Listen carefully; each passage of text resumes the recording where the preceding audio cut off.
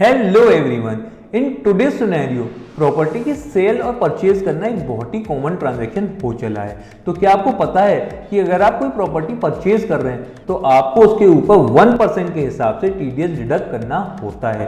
मेरे पास TDS on sale of immovable property से रिलेटेड कुछ क्वेरी नहीं, बहुत सारी क्वेरी आती हैं। दैट इज, अगर मैं नॉन रेजिडेंट से प्रॉपर्टी परचेज करता हूं तो क्या होगा, सेल कंसिडरेशन कैसे कैलकुलेट होगी, किस वैल्यू पे टीडीएस डिडक्ट होगा, सेल कंसिडरेशन पे या फिर स्टैम्प ड्यूटी वैल्यू पे, क्या एग्रीकल्चर लैंड पे टीडीएस डिडक्ट होगा, अगर मल्टीपल बायर और सेलर हैं तो उस केस में टीडीएस कैसे डिडक्ट होगा और कितने फॉर्म 26 हमको फाइल करने होंगे, और तो और बायर को कब 10 नंबर और कब 10 नंबर की जरूरत पड़ेगी।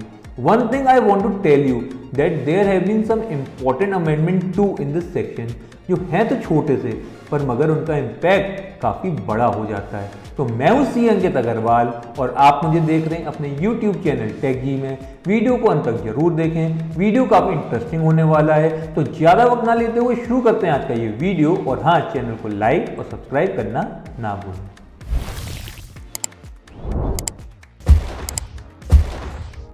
तो शुरू करते हैं। सबसे पहले शॉर्ट में देखते हैं what this section 194 IA of the income tax act से। दैट इज, कोई भी पर्सन अगर कोई इमूवेबल प्रॉपर्टी परचेज करता है फ्रॉम अ रेजिडेंट पर्सन और उस इमूवेबल प्रॉपर्टी की वैल्यू अगर 50 लाख से ऊपर है तो बायर को उसका 1% के हिसाब से टीडीएस डिडक्ट करना है।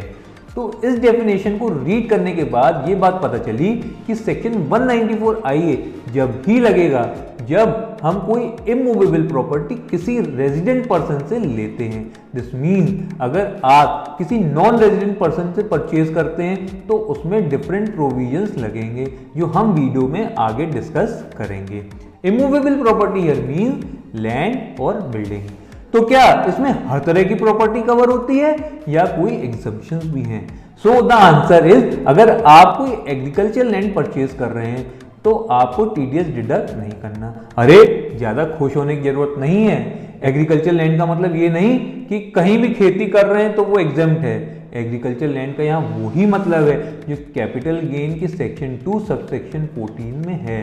दैट इज, अगर आपकी कोई एग्रीकल्चर लैंड अर्बन एरिया में है तो आपको उसका टीडीएस डिडक्ट करना होगा, या फिर किसी म्यूनिसिपल बोर्ड से 2 किलोमीटर या 6 किलोमीटर या 8 किलोमीटर के अंदर है। अगर उसकी पॉपुलेशन 10,000 या 1 लाख या 10 लाख से ज़्यादा है तो भी आपको उसका टीडीएस डिडक्ट करना पड़ेगा। यानी एग्रीकल्चर लैंड का बेनिफिट लेने से पहले आप उसका प्रॉपर एनालिसिस कर लीजिए।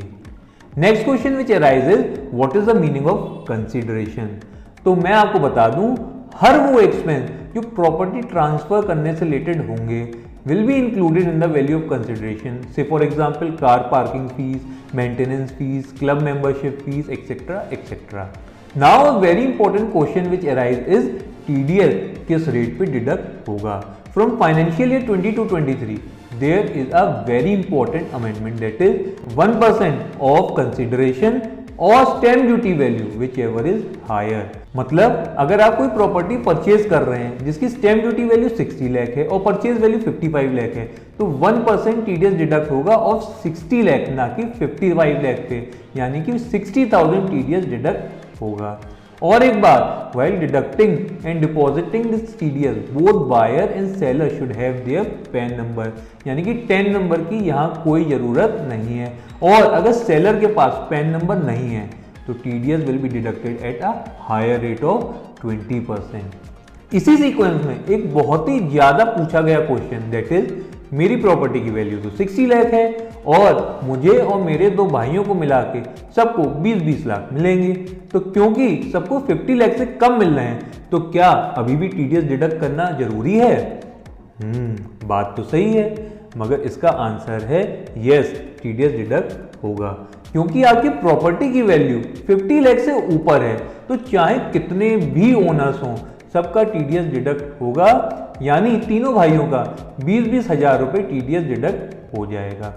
इसी प्रॉब्लम को देखते हुए गवर्नमेंट ने फाइनेंस एक्ट 2024 में एक क्लैरिफिकेशन भी इंसर्ट किया है, that is where there is more than one transferor in respect of any immovable property, then such consideration shall be the aggregate of the amount paid by the transferee to the transferor.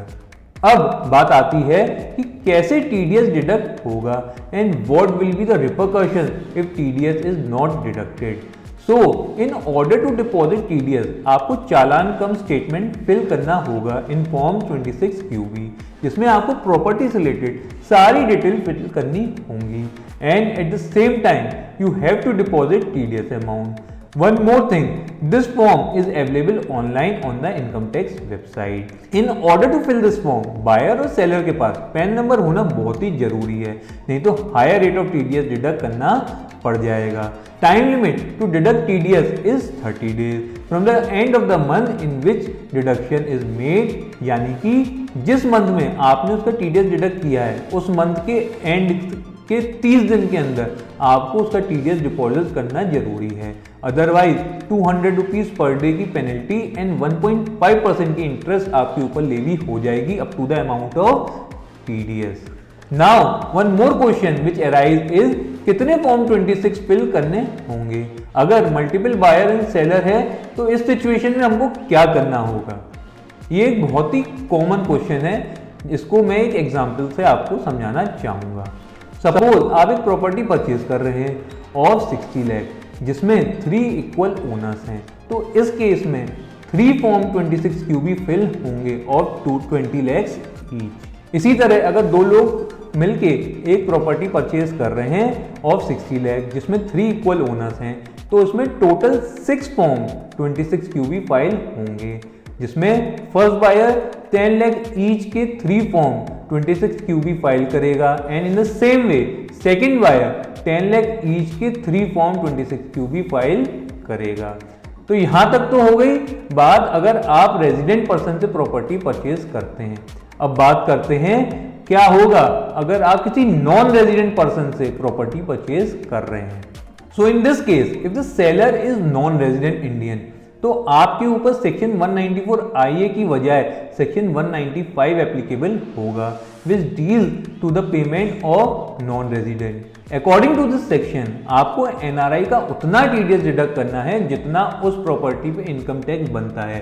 That is अगर property का period 24 month से ज्यादा है तो long term capital gain at the rate of 12.5% plus cess plus surcharge, और अगर period of holding 24 month से कम है तो शॉर्ट टर्म कैपिटल गेन लगेगा that is 30% plus cess plus surcharge. In this transaction अगर NRI is of the view that उसका TDS reduce rate पे होना चाहिए था, तो इस केस में he can file form 13 for lower tax deduction of TDS and if the tax officer is satisfied then he will give his acceptance, जिसके बाद उसकी कॉपी वो बायर को दे देगा और बायर उसका रेफरेंस लेते हुए रिड्यूस रेट पे TDS डिडक्ट कर लेगा. और अगर किसी प्रॉपर्टी में एक से ज्यादा ओनर्स हैं तो सारे ओनर्स को इंडिविजुअली फॉर्म 13 फाइल करना होगा. अब सबसे इंपॉर्टेंट क्वेश्चन जो अराइज होता है कि इस ट्रांजैक्शन में TDS डिडक्शन और डिपॉजिट करने का प्रोसीजर क्या है. सबसे पहले इस केस में बायर के पास 10 नंबर होना जरूरी है, पैन नंबर नहीं 10 नंबर, और सेलर के पास पैन नंबर होना जरूरी है. Buyer will deduct TDS and deposit the same till 7th of the next month. In the same way, buyer को फॉर्म 27Q फाइल करना होगा जो कि एक क्वार्टरली TDS रिटर्न है जिसके ऊपर नॉर्मल TDS की टाइम लिमिट फुलफिल होगी. अगर इस ट्रांजेक्शन में सेलर बायर से आउटसाइड इंडिया पेमेंट करने को कहता है, so in this case form 15CA and form 15CB file करना पड़ेगा. Form 15CA is an online form which need to be filled on the income tax portal, whereas Form 15CB is a certificate issued by a chartered accountant. तो मैं उम्मीद करता हूं कि इस topic से रिलेटेड आपके सारे डाउट क्लियर हो गए होंगे. अगर आपके मन में कोई भी डाउट हो तो मुझे कमेंट करके जरूर बताएं. वीडियो को ज्यादा से ज्यादा शेयर करें ताकि लोगों को इसका बेनिफिट मिल सके. वीडियो को लाइक और सब्सक्राइब करना ना भूलें. मैं फिर मिलूंगा एक और नई वीडियो के साथ. Till then thank you and stay correct.